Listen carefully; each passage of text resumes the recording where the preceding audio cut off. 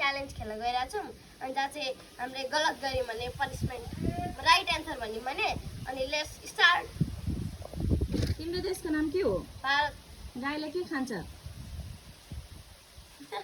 नेपालको झन्डामा कुन कलर छ? रातो।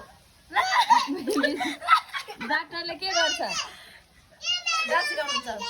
स्कुलमा गएर के गर्छौ? झगडा। तिमीलाई भोक लाग्दा के खान्छौ? दही चिउरा। माछा कहाँ बस्छ? जमिनमा। टोयलेटमा गएर के गर्छौ? डान्स गर्छु। ढिलो हो ढिलो हो। धेरै जाडो भयो भने के गर्ने? एसी खोल्ने।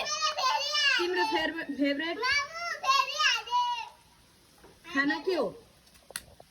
फेभरेट खाना ओए खाना छिटो छिटो। निद्रा लाग्दा तिमी के गर्छौ? सुत्छु।